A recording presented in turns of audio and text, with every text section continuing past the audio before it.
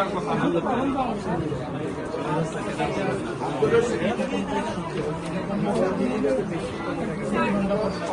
দিচ্ছে আপনাকে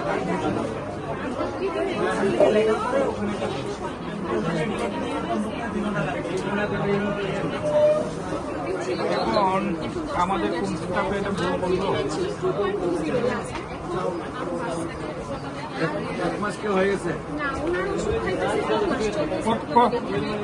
কয়টার দিকে ফোন দিয়েছিলেন? কয়টার দিকে ফোন দিয়েছিলেন? রোগীর ভিডিও আনছেন?